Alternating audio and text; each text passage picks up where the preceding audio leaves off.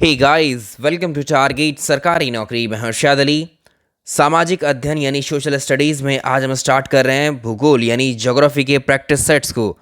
ये सीरीज़ पूरी chapter wise होगी और इसमें आज का जो पहला टॉपिक होगा भारत की स्थिति एवं विस्तार से संबंधित जितने भी महत्वपूर्ण प्रश्न आपकी परीक्षाओं में पूछे जाते हैं सबको कवर करेंगे व्याख्या सहित। तो चलिए जल्दी से वीडियो को लाइक करिए और शुरुआत करते हैं। पहला प्रश्न देखिए आज का। भारत निम्नलिखित में से किस गोलार्ध में स्थित है? जो इंडिया है हमारा, अगर आप ग्लोब पर देखते हो, इंडिया ग्लोब पर कहाँ लोकेटेड है? ऑप्शंस को देखकर शायद आपको समझ में ना आए, चलिए समझते हैं इसको। ये हमारी पृथ्वी है, ये ग्लोब है और ये कंप्लीट आपको एक गोला नज़र आ रहा है। इसको बोलेंगे हम स्फीयर यानी गोला। अब हम क्या करेंगे, इस गोले के बीचों बीच से एक लाइन ड्रॉ करेंगे ऐसे।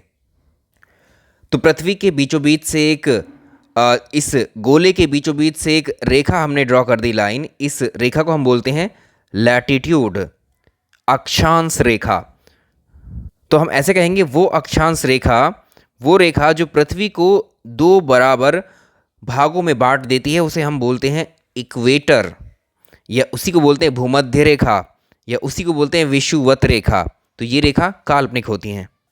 तो हम ये कह सकते हैं पहले ये कंप्लीट गोला था, लेकिन जब से ये लाइन हमने ड्रॉ कर दी इस पे बीचों बीच से पृथ्वी के मध्य से, तो ये आधा गोला हो गया, ये आधा गोला हो गया। मतलब इसको बोलेंगे गोलार्ध, ये भी एक गोलार्ध। पृथ्वी को अब हमने दो गोलार्धों में बांट दिया। पहले स्फीयर था, अब गोलार्ध को इंग्लिश में बोलेंगे हेमिस्फीयर। दिशाओं को यानी डायरेक्शंस को ड्रॉ करना आप जानते हैं। जो ऊपर वाला हिस्सा है, जो ऊपर होता है उसको बोलते हैं नॉर्थ, और जो नीचे होता है उसको साउथ, और जो साइड में राइट में होगा वो ईस्ट, और ये लेफ्ट में होगा ये वेस्ट। तो हमें यहाँ दो हिस्से दिख रहे हैं पृथ्वी के, एक हिस्सा ये वाला, एक हिस्सा ये वाला। तो ये है नॉर्थ वाला हिस्सा, ठीक है। इसके अकॉर्डिंग ये क्या हुआ, नॉर्थ वाला हिस्सा, और नीचे वाला क्या हुआ, ये साउथ हिस्सा। तो अब इसको क्या बोलेंगे, इन दोनों को हम अब नाम देंगे। इस ऊपर वाले आधे गोले को, ये उत्तर दिशा में है तो इसको बोलेंगे और आधा गोला भी है तो इसको बोलेंगे उत्तरी गोलार्ध यानी नॉर्दर्न हेमिस्फीयर। नीचे वाले गोले को हम बोलेंगे दक्षिण में है ये, तो इसको बोलेंगे दक्षिणी गोलार्ध। जैसे एक ये लाइन आपने ड्रॉ की है, वैसे ही और लाइंस भी ऐसे ही ड्रॉ करते चले जाएंगे हम। ऊपर 1 डिग्री, 2 डिग्री, ये 0 डिग्री की लाइन होती है, तो यहाँ 1 डिग्री, 2 डिग्री, 3 डिग्री, 4 डिग्री, ऐसे ही करते करते जब हम पहुँचेंगे, तो जब लास्ट में हम पहुंचेंगे बिल्कुल अंतिम छोर पर उत्तरी गोलार्ध के, तो यहाँ एक पॉइंट आएगा, ठीक है। वहाँ लाइन नहीं आएगी, एक पॉइंट आएगा, और जो पॉइंट आएगा वो होगा 90 डिग्री। 90 डिग्री, और ये नॉर्थ में है सारे के सारे, तो 90 डिग्री नॉर्थ लैटिट्यूड कहलाएगा ये, समझे।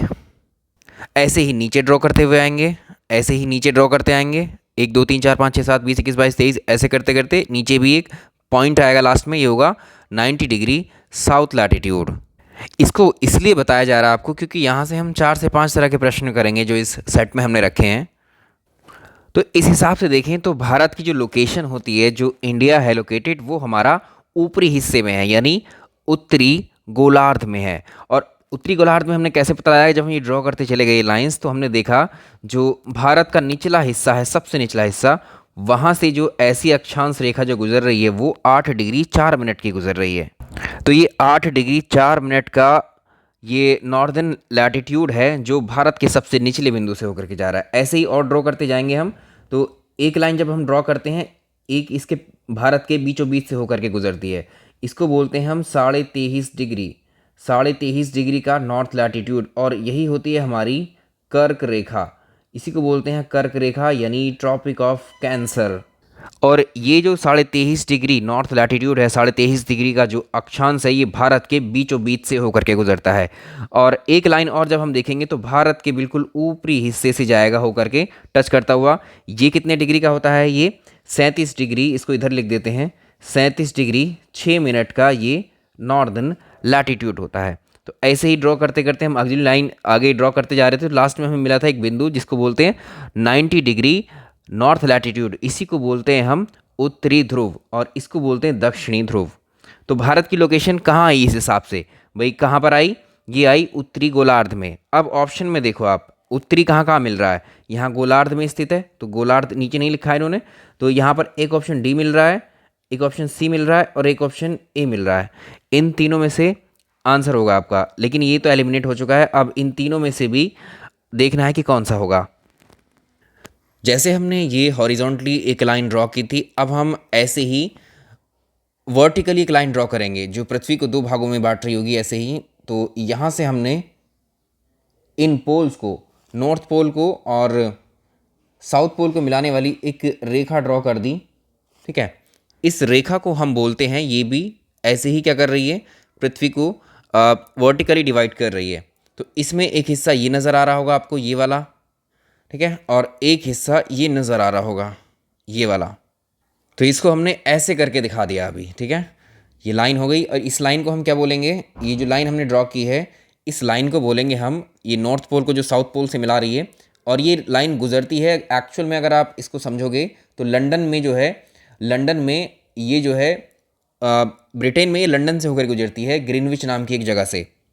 इसको बोलते हैं प्राइम मेरिडियन। ठीक है, इसको बोलते हैं प्राइम मेरिडियन, या इसी को बोलते हैं ग्रीनविच लाइन।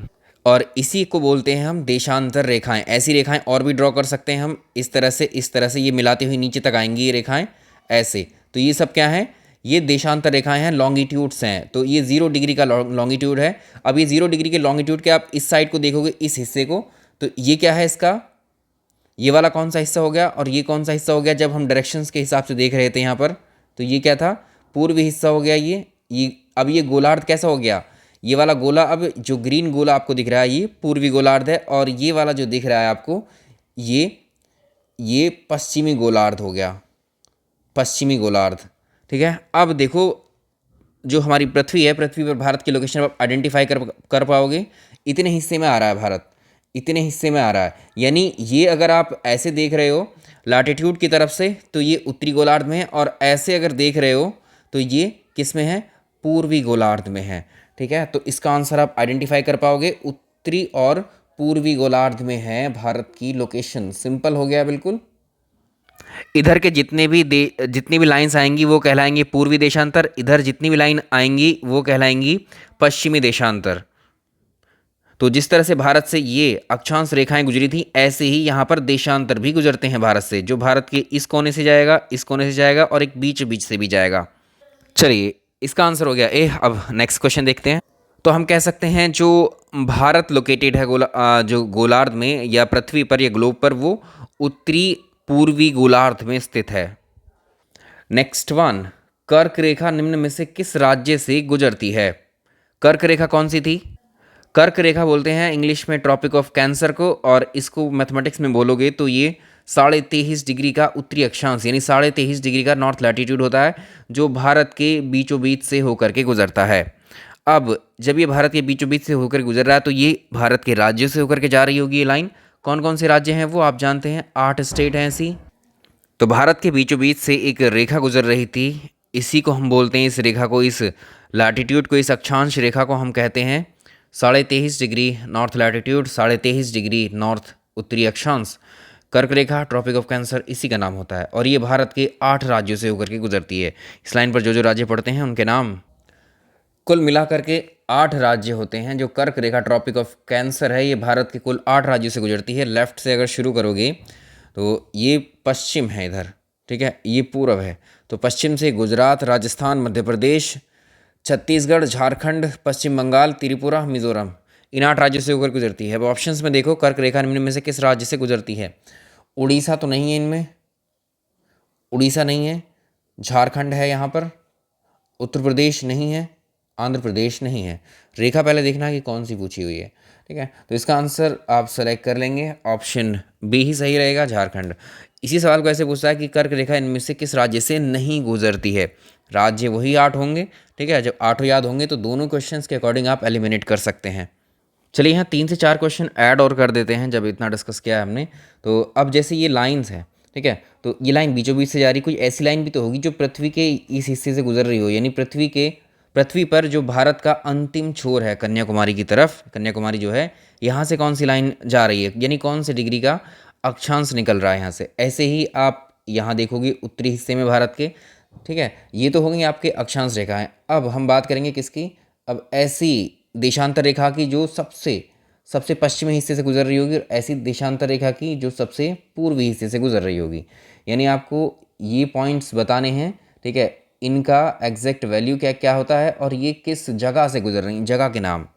नई चीज़ आपको याद रखनी है, अगर सबसे उत्तरी हिस्से में देखें तो ये वाला जो हिस्सा है, ये जो पॉइंट है, जो उत्तरी अक्षांश है, भारत का सबसे सुदूर उत्तरी अक्षांश या उत्तरी पॉइंट कौन सा है, ये हमने डिस्कस किया था। भारत का उत्तरतम बिंदु इसको बोलते हैं, नॉर्दर्न मोस्ट पॉइंट, ये इसको बोलते हैं इंदिरा कोल। और भारत का जो सबसे दक्षिणी या दक्षिणतम बिंदु होता है, तो आप जानते हैं भारत में शामिल होते हैं क्या, अंडमान निकोबार आइलैंड्स भी, तो यहाँ से होकर के गुजरेगा एक और, ये होता है, इसको हम बोलते हैं इंदिरा पॉइंट, यहाँ होता है इंदिरा पॉइंट।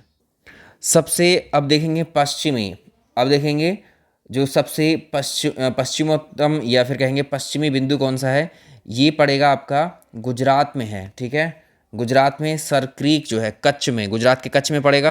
सबसे पूर्वी बिंदु यहाँ पड़ेगा, इसको बोलते हैं हम किबीथू, किबीथू, और ये कहाँ पर पड़ेगा किबीथू, अरुणाचल प्रदेश में, अरुणाचल। अब इनके जो आपको लिखते हैं जैसे 23.5 डिग्री का नॉर्थ लैटिट्यूड है, लैटिट्यूड कौन सा है, लॉन्गिट्यूड कौन सा है, ये भी मेंशन कर देते हैं। देखो दो यहाँ से याद रखना है, एक तो ये मेन लैंड है भारत की जो मुख्य भूमि है, मुख्य भूमि का जो गुजरता है, ये जो लैटिट्यूड है ये कन्याकुमारी से होकर के गुजरता है, ये 8 डिग्री 4 मिनट होता है, और जो इंदिरा पॉइंट है ये वाला गुजरता है 6 डिग्री 45 मिनट, ठीक है, ये नॉर्थ लैटिट्यूड है, ये नॉर्थ लैटिट्यूड है, ये भी आप याद रखेंगे। और यहाँ मेंशन कर देते हैं अब इनके, ये वाला अभी हमने बात की थी कि जो ऊपर से जा रहा इंदिरा कॉल से, ये इंदिरा कॉल वैसे कहाँ आएगा, ये लद्दाख में आएगा ये पॉइंट अब, ठीक है, ये लद्दाख में है ये पॉइंट, अब पहले ही जम्मू कश्मीर में होता था, ठीक है, और ये जाएगा, ये देखिए 37 डिग्री 6 मिनट, 37 डिग्री 6 मिनट का ये नॉर्थ लैटिट्यूड है ये वाला, ठीक है। और जो ये वाला आ रहा है ये है देशांतर हमारा, जो यहाँ से गुजर रहा है, इसको क्या बोलेंगे हम, ये कितने का है, ये 97 डिग्री, ये होता है हमारा 97 डिग्री 25 मिनट का ईस्ट। अगर ईस्ट लगा समझ जाइएगा कि ये पूर्वी गोलार्ध की बात चल रही है, यानी ये देशांतर है ये वाला हमारा, ये देशांतर है, लिख देते हैं कभी आप भूल जाएं, ये देशांतर होते हैं, और ये अक्षांश है हमारे। ऐसे ही ये वाला देशांतर होगा जो ऐसे आ रहा होगा, यहाँ से गुजरात के कच्छ से गुजर रहा है, ये होता है 68 डिग्री 7 मिनट ईस्ट। अब कौन सा बचा, ये हो गए सारे के सारे लगभग, ठीक है, तो ये सब मेंशन कर दिए हमने। अब यहाँ से न जाने कितने क्वेश्चंस आप फ्रेम कर सकते हो बहुत आसानी से, तो अलग अलग क्वेश्चंस लेने की बजाय हमने अब यहीं से कर लिया। पूछेगा आपसे भारत का पूर्वोत्तम बिंदु कौन सा है, तो आप कहेंगे किबीथू है, अरुणाचल प्रदेश में है, और उसका अगर आपसे पूछेगा कि किस देशांतर पर स्थित है ये, तो नाम देगा देशांतर का, तो 97 डिग्री 25 मिनट पूर्वी देशांतर है ये। और आपसे जो पूछेगा कि भारत का सबसे उत्तरतम नॉर्दर्न मोस्ट पॉइंट क्या है, इंदिरा कॉल है, लद्दाख में पड़ता है, और यहाँ से जो अक्षांश गुजरता है वो कौन सा है, यहाँ से जो अक्षांश गुजरता है वो कौन सा है, 37 डिग्री 6 मिनट का अक्षांश है। तो ऐसे ही लागू कर सकते हैं बाकी सारे पॉइंट्स पे। चलो आ जाओ, अगला पॉइंट, अगला क्वेश्चन वैसा ही है, एक क्वेश्चन लिया है, ठीक है, भारत का सुदूर पश्चिमी बिंदु। अब आप आसानी से कर सकते हो, क्वेश्चन पूछा हुआ है पीछे परीक्षाओं में। पश्चिमी, ईस्ट वेस्ट नॉर्थ साउथ, पूर्व पश्चिम उत्तर दक्षिण, पश्चिम में ये है यानी गुजरात वाला पॉइंट है, यानी इसकी बात कर रहा है वो। 68 डिग्री 7 मिनट पूर्वी देशांतर, कच्छ गुजरात। देखो क्वेश्चन में 68 डिग्री पश्चिमी देशांतर, 68 डिग्री 7 मिनट। अभी देखा था 68 डिग्री 7 मिनट पूर्वी देशांतर गुजरात। देखो ऑप्शंस बहुत नियर हैं, ठीक है, 68 डिग्री पूर्वी देशांतर गुजरात में, ऑप्शन सी बहुत पास पास हैं सारे के सारे। तो ऐसे एलिमिनेट करना होता है हम लोग को। तो ये जो है गुजरात में, ये कच्छ से गुजर रहा है, कच्छ में भी एग्जैक्ट लोकेशन आपको मैं बता देता हूँ, ये होती है गौर माता नाम की एक जगह है, सबसे लास्ट पॉइंट है ये, किसका, पश्चिम में, भारत का पश्चिम में, गुजरात में सबसे लास्ट पॉइंट है ये, ठीक है। तो इधर कह सकते हैं गौर माता या गुहार मोती भी इसको बोलते हैं, गुहार मोती नाम की जगह है, कच्छ में पड़ती, गुजरात में है ये, तो यही है। और यहाँ पर हो गया अभी। चलिए नेक्स्ट सवाल देखते हैं। निम्नलिखित में से कौन सा राज्य है जो पूर्वोत्तर की 7 बहनें 7 सिस्टर्स का सदस्य नहीं है।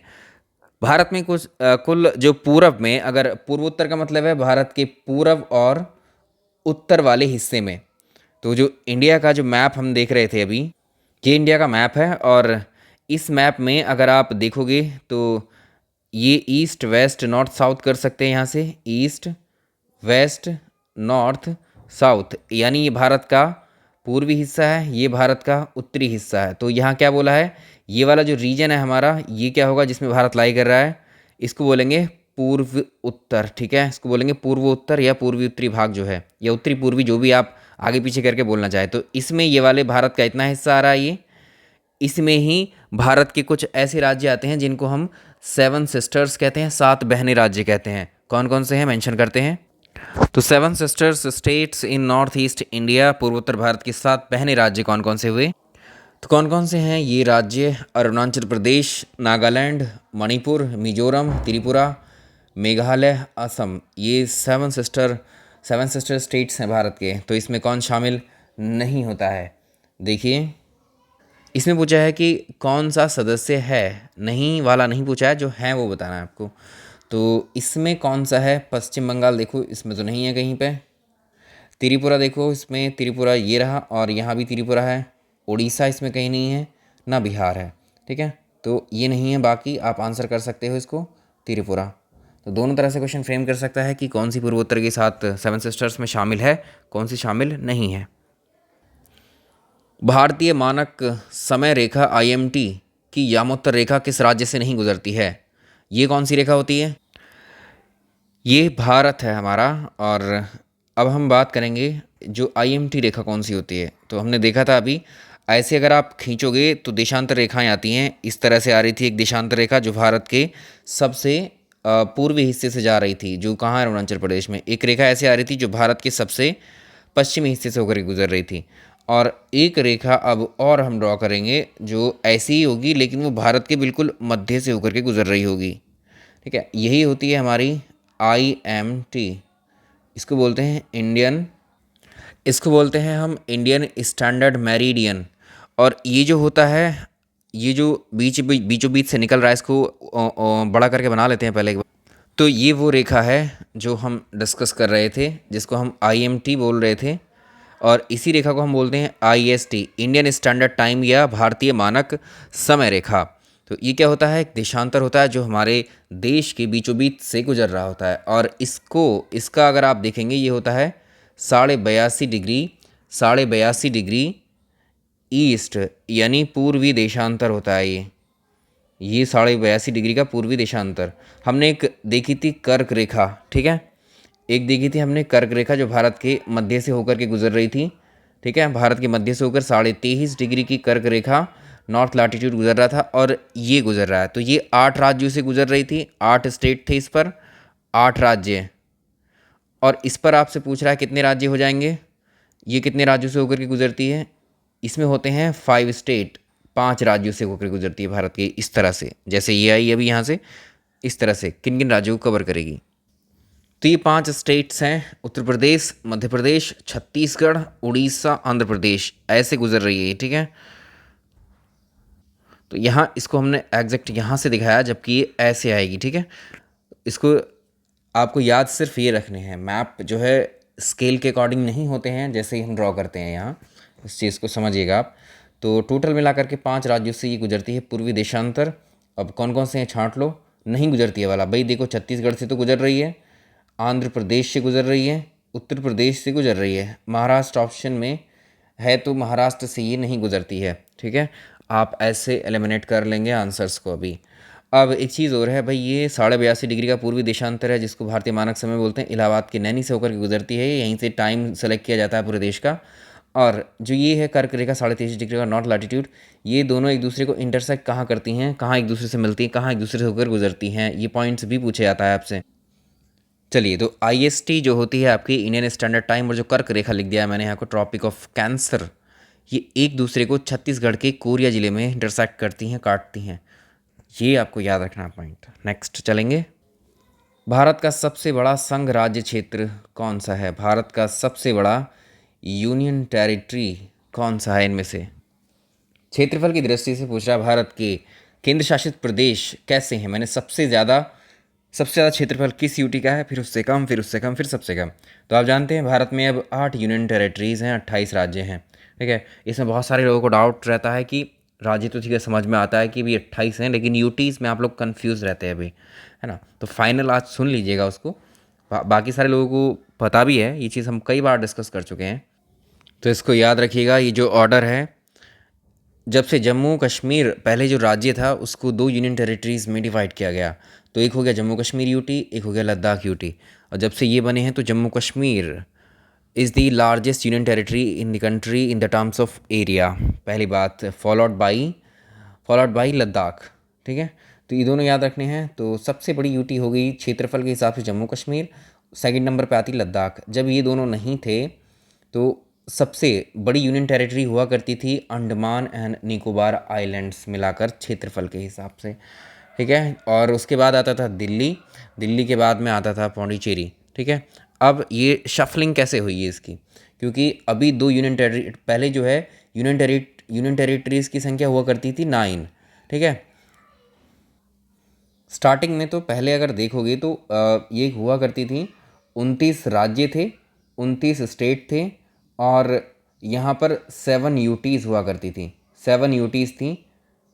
इसमें से एक राज्य जम्मू एंड कश्मीर को राज्य का दर्जा ख़त्म करके इसमें से 2 यूटीज़ इधर आ गई, 2 यूटीज़ बना दी। तो इधर यूटीज़ की संख्या कितनी होगी, 7 पहले थी, 2 और ऐड हुई तो कितनी हो गई, 9 यूटीज़ हो गई। ठीक है, अब 9 में से अभी कुछ दिन पहले ही क्या हुआ है, जो दादर नगर हवेली अलग यूनियन टेरिटरी थी, दमन दीव अलग यूनियन टेरिटरी थी, इन दोनों को मर्ज करके अब एक यूनियन टेरिटरी बना दिया गया है। तो जब ये 9 थी तो अब 2 को मर्ज कर दिया गया, तो 2 को 1 बना दिया, तो 1 नंबर यहाँ से कम हो जाएगा। फिलहाल 8 यूनियन टेरिटरी हैं जो आपके सामने हैं, और जब एक स्टेट यहाँ से कम कर दिया तो 28 स्टेट। तो 28 और 8, 28 8 से आप याद रखना 28 राज्य हैं और 8 यूनियन टेरिटरी हैं। और उसमें अब देखो क्या, इसमें से अब देखो सबसे बड़ा जो क्षेत्रफल के हिसाब से यूनियन टेरिटरी है वो जम्मू कश्मीर होगा। ठीक है, और सबसे छोटा लक्षद्वीप है। ऑप्शंस में तो जम्मू कश्मीर भी नहीं है, लद्दाख भी नहीं है, तो यानी ऑप्शंस यहाँ से नीचे के दिए हुए हैं। तो इनके हिसाब से इसमें भारत का सबसे बड़ा संघ राज्य क्षेत्र इन ऑप्शंस के अकॉर्डिंग कौन हुआ, अंडमान निकोबार द्वीप समूह। ये जो आपको यहाँ ऑर्डर दिख रहा है ये भी बता दें कि ये डिक्रीजिंग ऑर्डर है। ठीक है, यानी ये सबसे बड़ा क्षेत्रफल, ये उससे छोटा, ये उससे छोटा, उससे छोटा, ये डिक्रीजिंग ऑर्डर है। ठीक है, ये डिक्रीजिंग ऑर्डर है, यहाँ लिख देते हैं, घटता क्रम है ये। चलिए आसानी से कर सकते हैं आप। सबसे छोटी यूटी पूछेगा तो लक्षद्वीप आंसर कर ही सकते हैं आप। निम्नलिखित में से किस राज्य की सीमा है जो म्यांमार से टच नहीं करती है। जो म्यांमार है, म्यांमार को अगर देखोगे तो हमारे देश से सटा हुआ है ये, जो भारत का पूर्वी हिस्सा है, पूर्वी राज्य हैं भारत के, उनसे अपनी बाउंड्री शेयर करता है। तो इसमें अरुणाचल प्रदेश के साथ शेयर करता है बाउंड्री म्यांमार, नागालैंड के साथ शेयर करता है, मणिपुर के साथ, मिज़ोरम के, तो 4 स्टेट्स के साथ में ये बाउंड्री को शेयर करता है। अब इसमें ऑप्शंस में देख लो, मणिपुर के साथ तो शेयर कर रहा है, अरुणाचल के साथ कर रहा है, मिज़ोरम के साथ कर रहा है, बट असम के साथ नहीं शेयर करता है। ऑप्शन ए, संघ राज्य क्षेत्र पुदुचेरी या पौंडीचेरी की सीमा किस राज्य के साथ स्पर्श नहीं करती है। देखो ये बहुत ही इंटरेस्टिंग सा क्वेश्चन है। जो पौंडीचेरी है, अगर आप मैप में देखोगे उसकी लोकेशन आपको आंध्र प्रदेश में नज़र आएगी। ठीक है, पौंडीचेरी आपको आंध्र प्रदेश से घिरा हुआ नज़र आएगा। कहने का मतलब ये है, जो पौंडीचेरी यूनियन टेरिटरी है इसका कुछ हिस्सा आंध्र प्रदेश में है, मतलब आंध्र प्रदेश से सराउंडिंग है। कुछ हिस्सा इसका अगर आप देखेंगे तो कहाँ पर है, तमिलनाडु में है ना, तमिलनाडु से घिरा हुआ है, मतलब कहने का ये है। और कुछ हिस्सा इसका केरल में घिरा हुआ है। ठीक है, तो इसको मैप पर एक बार देखने की कोशिश करते हैं। अभी सोच रहे होंगे कि मतलब जो पौंडीचेरी है ये राज्य तो बड़े बड़े हैं, लेकिन इन राज्यों से कैसे सराउंड हो सकता है, क्योंकि राज्य भी अलग अलग दिख रहे हैं। केरल कहाँ है, पौंडीचेरी कहाँ है। तो इसको देखिए, यहाँ पर ये आंध्र प्रदेश है, यहाँ पर। ठीक है, ये आंध्र प्रदेश है, ये वाला जो मैप है। और यहाँ पर आंध्र प्रदेश में जो ये आपको जगह दिख रही है, ये इसी को हम बोलते हैं पौंडीचेरी। पौंडीचेरी का कौन सा हिस्सा है, ये यनम है। पौंडीचेरी में क्या है, ये यनम। अगर आप पौंडीचेरी में देखेंगे कुल मिलाकर के 4 डिस्ट्रिक्ट हैं, 4 ज़िले हैं पौंडीचेरी में, पुडुचेरी या पौंडीचेरी जो भी है, इसमें 4 डिस्ट्रिक्ट हैं और एक तो खुद पौंडीचेरी डिस्ट्रिक्ट है और एक यहाँ दिख रहा है यनम डिस्ट्रिक्ट। तो ये क्या है, आंध्र प्रदेश से ये सराउंडेड है। अगला देखिए, यहाँ पर ये तमिलनाडु है। तमिलनाडु में इसका पौंडीचेरी का एक और डिस्ट्रिक्ट है जिसको हम बोलते हैं कराईकल, कराईकल डिस्ट्रिक्ट। तो ये जो सराउंड कर रखा है ये वाला है जो सराउंड कर रखा है, तमिलनाडु ने कर रखा है, ठीक है। और खुद पौंडीचेरी भी, याद रखिएगा। तो इसमें जो पौंडीचेरी डिस्ट्रिक्ट है वो यहाँ पर है, पौंडीचेरी के साथ जो कराईकल है ये भी कहाँ, ये दोनों कहाँ है, तमिलनाडु ने इसको सराउंड कर रखा है। और एक है माहे डिस्ट्रिक्ट, ये माहे डिस्ट्रिक्ट पौंडीचेरी का, इसको सराउंड कर रखा है केरल ने। तो ये है इधर लोकेटेड, लेकिन ये है किसका डिस्ट्रिक्ट, ये पौंडीचेरी का है। ये शायद आपने मैप पर ना देखा होगा, इस चीज़ को ऑब्जर्व ना किया होगा। तो ये हो गया, ये हो गया और ये हो गया, ये हो गया। ये 4 डिस्ट्रिक्ट है पौंडीचेरी के। अब आप आंसर कर पाएंगे। बहुत अच्छा, इंपॉर्टेंट एंड इंटरेस्टिंग क्वेश्चन था ये। तो जो माहे है, माहे डिस्ट्रिक्ट ये जो है केरल ने सराउंड कर रखा है, कराईकल और पौंडीचेरी जिला जो तमिलनाडु ने सराउंड कर रखा है, और तीसरा आंध्र प्रदेश ने। तो किस राज्य से स्पर्श नहीं करती है, सवाल को ऐसे फ्रेम किया गया है। अब आप एलिमिनेट कर सकते हैं भाई, केरल से कर रही है, तमिलनाडु से कर रही है, आंध्र प्रदेश से कर रही है, कर्नाटक से नहीं करती है। Option A. व्याख्या के साथ में क्वेश्चंस, जो वीडियो की लेंथ है वो बढ़ती है और जो नंबर ऑफ़ क्वेश्चन है वैसे नंबर्स में कम दिखते हैं आपको, लेकिन जब आप अंदर पढ़ रहे होते हैं तो एक प्रश्न के साथ कई सारे क्वेश्चन जुड़ते चले जाते हैं, ठीक है। अगर ये फॉर्मेट ठीक लग रहा है, आपको पसंद है तो बताइए, और टिक मारने वाला पसंद हो तो वो भी बता दीजिए, क्योंकि टिक मारने वाले यूट्यूब में भरे पड़े हैं, अनगिनत हज़ारों वीडियोस मिल जाएंगे, सिर्फ क्वेश्चन टिक। तो वो तो पॉसिबल नहीं है कि मैं आपको कराऊं, क्योंकि वो तो ऑलरेडी अवेलेबल है, आप कर सकते हैं जहां से चाहें। अगर ये फॉर्मेट पढ़ना है तो आप हाँ लिख सकते हैं यहाँ पर, क्योंकि यहाँ पर हम जो है सिर्फ और सिर्फ क्वेश्चंस की ही बात करते हैं, कोई कभी भी वीडियोस में इधर उधर की बात हम डिस्कस नहीं करते हैं। पता है कितना इम्पॉर्टेंट टाइम है आप सभी का, जो भी वीडियोस पर आते हैं। तो यहाँ से एटलीस्ट आप कुछ सीख कर ही जाएँ तो ज़्यादा अच्छा है, ज़्यादा बेहतर है। और वक्त की बर्बादी के लिए तो बहुत सारे चीज़ें अवेलेबल हैं आपके लिए यूट्यूब पर ही, अलग अलग तरह की, वो आपकी चॉइस रहती है। एटलीस्ट इससे होगा ये, थोड़ी सी आपकी समझ तो विकसित हो जाएगी विषय को लेकर के। आप ज्योग्राफी को वैसे पढ़ते थे रटने के हिसाब से, है ना, तो ये चीज़ें ऐसे नहीं होता है। थोड़ा ये मैप का खेल है सारा का सारा। ज्योग्राफी अगर आपको पढ़नी है बिना मैप के तो आप इसको इमेजिन ही नहीं कर सकते हैं, है ना। आपको भूगोल देखना है, अर्थ पर देखना है सब, भारत में कौन कौन से एरियाज़ हैं, कौन से एरियाज़ कहाँ पर हैं, है ना। तो यही सब है। अभी हमने एक ही मैप आपको शो किया है, तो जहाँ ज़रूरत होगी वहाँ आपको ज़रूर डिस्कस करेंगे मैप पर। भारत का सुदूर दक्षिणी बिंदु कौन सा है। यहाँ 2 आंसर आप कर सकते हैं, ठीक है। एक तो आपको कन्याकुमारी लगेगा, तो क्योंकि यहाँ पर भारत का अगर सुदूर यहाँ देखें तो ये है तमिलनाडु और यहाँ पर है कन्याकुमारी, तो ये भी भारत का क्या है, सुदूर। सुदूर मतलब सबसे ही दूर है, लेकिन ये भारत का मेन लैंड है, ये भारत की मुख्य भूमि है, ठीक है। मेन लैंड मुख्य भूमि का अंतिम बिंदु है ये दक्षिणी बिंदु। लेकिन भारत में भाई अंडमान निकोबार आइलैंड्स भी तो काउंट किए जाते हैं, तो उससे नीचे और आ जाता है अंडमान एंड निकोबार। इधर के आइलैंड्स रहे अंडमान, सबसे नीचे के रहे निकोबार आइलैंड्स में ही एक पॉइंट है सबसे लास्ट, इसी को हम बोलते हैं क्या, इंदिरा पॉइंट। तो ये होता है सुदूर हमारा। अगर आपसे सवाल में पूछा भारत का मुख्य भूमि की, भारत की मेन लैंड की, भारत की मुख्य भूमि की जो सुदूर पॉइंट है वो कौन सी है, दक्षिणी पॉइंट, तब आप करेंगे उसको कन्याकुमारी। तो ये आपको फ़र्क समझना होगा।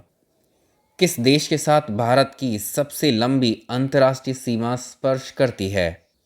इसको आप जानते हैं, इसका आंसर सब लोग कर सकते हैं, ठीक है। इसको बताने की जताने की ज़रूरत भी नहीं है। भारत की सबसे लंबी अंतर्राष्ट्रीय बाउंड्री जो शेयर करते हैं वो है बांग्लादेश के साथ हम लोग।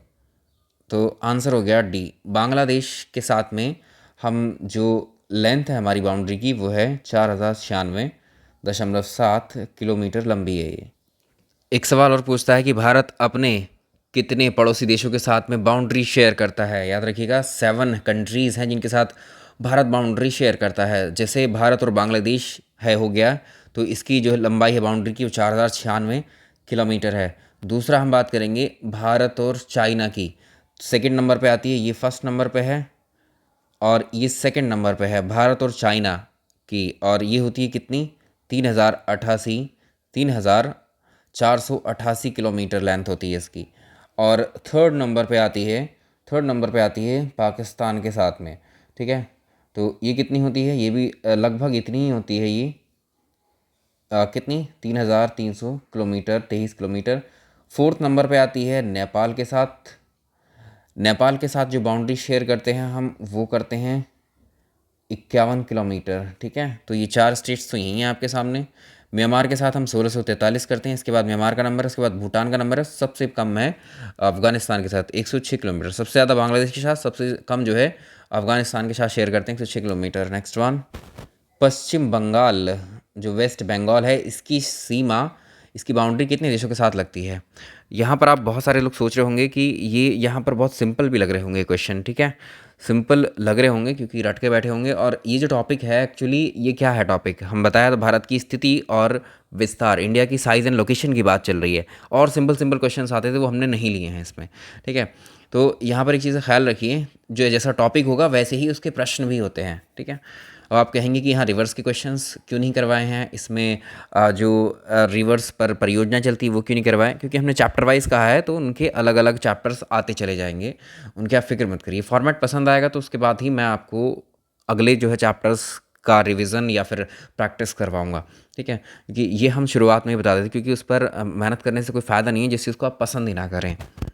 क्योंकि कंटेंट आपके लिए बनाया गया, आपको ध्यान में रख के बनाया गया है, तो ये आपके अकॉर्डिंग ही चलती हैं सारी क्लासेस, ठीक है। तो अभी आप इसको बताइए मुझे कि इसको एक्सप्लेनेशन के साथ चलना है हमें या फिर टिक मार्क वाली प्रोसेस अपनाएं। टिक मार्क वाला मेरे लिए बहुत आसान है, क्योंकि अभी रमज़ान का महीना है और इसमें बहुत एनर्जी लग रही है। और जितना भी 31 मिनट आप देख रहे हैं, लेकिन इसको लगभग 3 घंटे से रिकॉर्डिंग चल रही है इसकी अभी। ए सिंपल है, इसको भी याद रखना है आपको, ठीक है। ये सवाल इसलिए पूछे जाते हैं ऐसे इस तरह के, क्योंकि जब आप मैप पर जाओगे, इसको मैप पर देखोगे तो ये जो है इसका एरिया काफ़ी थोड़ा सा संकरा पतला होकर के मैप में काफ़ी ऊपर तक आता है ना। तो इसलिए ये एक तरफ से तो नेपाल को टच कर लेता है, दूसरी तरफ भूटान को, और बाकी ये बांग्लादेश के साथ अपनी बाउंड्री शेयर करता है। तो कौन कौन से देश हैं वो, बांग्लादेश, भूटान, नेपाल। तो नंबर में ये होते हैं 3, तो ऑप्शन कर लो सी, ठीक है, ये ठीक है।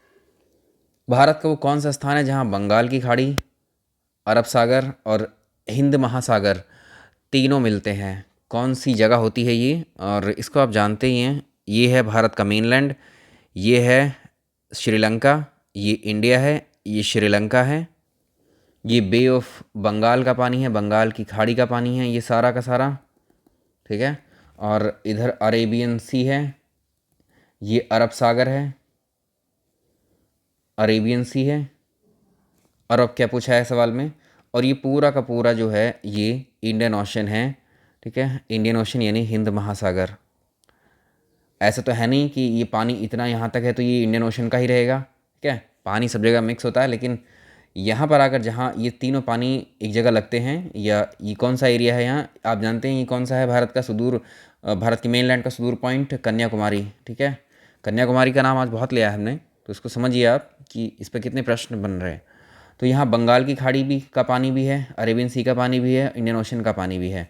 तीनों पानी यहाँ पर एक तरीके से क्या करते हैं, मिलते हैं। कौन सी जगह है ये, कन्याकुमारी ही है, ऑप्शन ए।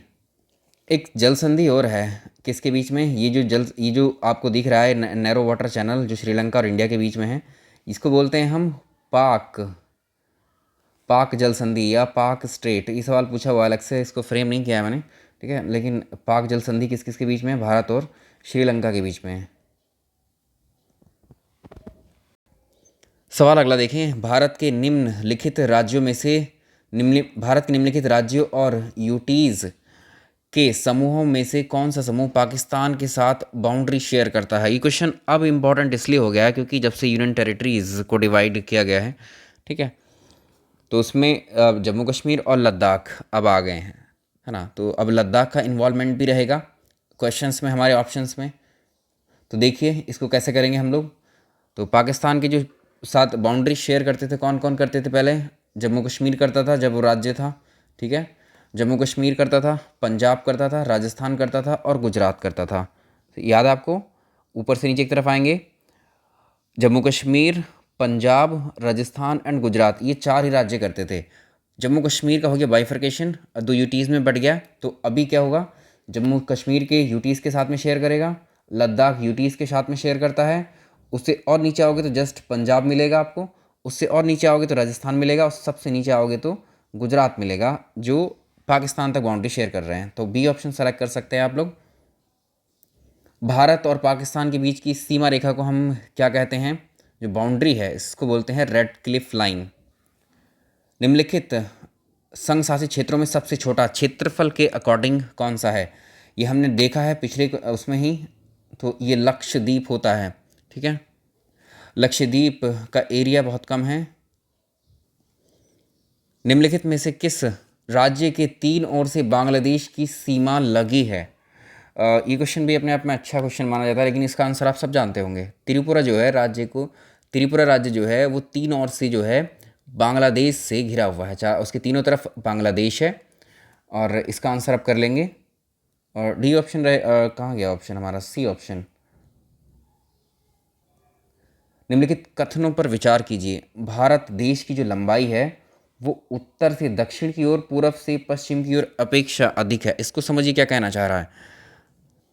ये मैप है भारत का। भारत की अगर उत्तर से दक्षिण तक की लंबाई देखोगे, रेड कलर में हमने मेंशन की है, ये 3214 किलोमीटर है।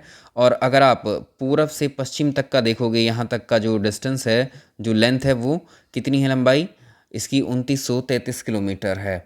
अब इन दोनों में आप आइडेंटिफाई कर पा रहे हो कौन सा ज़्यादा है? जो उत्तर से दक्षिण की तरफ आते हुए ये ज़्यादा है। तो भारत की लंबाई उत्तर से दक्षिण की ओर, पूरब से पश्चिम की ओर अपेक्षा अधिक है।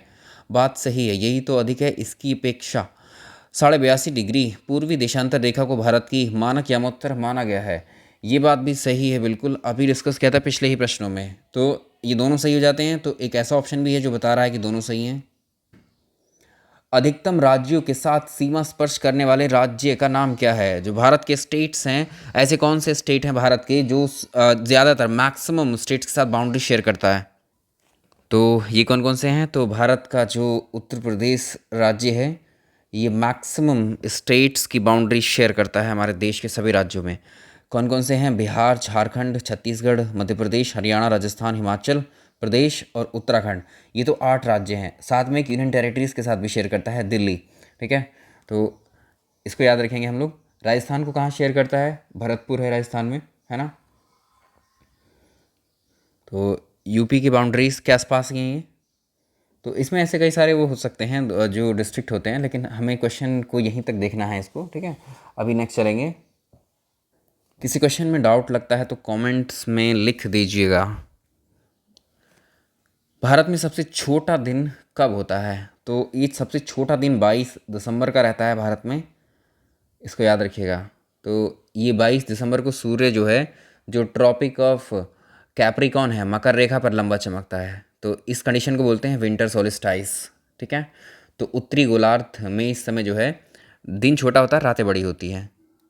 तो इसका आंसर ए। भारत और पाकिस्तान के मध्य सीमा रेखा किसका एग्जाम्पल होता है? भारत और पाकिस्तान के बीच में जो सीमा है उसको रेड क्लिफ लाइन हम बोलते हैं। तो अब ये क्या है? अध्यारोपित पूर्ववर्ती अवशिष्ट, ये क्या मतलब होता है इनका? देखो, जब दो या दो से ज़्यादा देशों के बीच में, मान लीजिए कोई देश है, एक देश एक ए है और एक देश बी है, इन दो देशों के बीच में, इन दो देशों के बीच में जो बाउंड्री है, इसका निर्धारण कोई बाहर का व्यक्ति या कोई बाहर का देश करता है, तब इस कंडीशन में क्या कहते हैं? इसको सुपर इम्पोज्ड बॉर्डर लाइन बोलते हैं, या इसको बोलते हैं अध्यारोपित सीमा रेखा।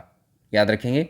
तो भारत और पाकिस्तान की जो सीमा रेखा है और भारत और चीन की जो सीमा रेखा है, ये अध्यारोपित सीमा रेखाएं हैं, क्योंकि इन दोनों देश के बीच, हाँ, भारत और पाकिस्तान, भारत और चाइना के बीच की जो बाउंड्री है, इसको जब यहाँ अंग्रेज़ लोग रह रहे थे, ब्रिटेन के लोग रह रहे थे हमारे देश में, उस वक्त डिसाइड किया गया था। तो किसी और ने डिसाइड किया है, तो इसको बोलेंगे हम अध्यारोपित सीमा रेखा, या इसी को हम बोलते हैं, इंग्लिश में मेंशन कर देते हैं, super imposed border line.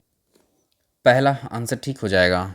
I think video काफ़ी लंबा हो गया है, 40 मिनट का। पता नहीं आप लोग देखेंगे कि नहीं देखेंगे इसको। चलिए, ये एक आपके लिए पहला वीडियो था, इसको बताइए आपको किस तरह से करना है अभी ज्योग्राफी को। एक एग्ज़ाम की बात नहीं है खाली, बहुत सारे एग्ज़ाम में काम आएगा। एक बार पढ़ लोगे तो उसी में काम करता रहेगा। ऐसा नहीं कि वहाँ अलग ज्योग्राफी की परिभाषा किसी दूसरे विषय दूसरे एग्ज़ाम के लिए कुछ अलग क्वेश्चन है, अलग ही थ्योरी है उसकी, ऐसा नहीं होता है।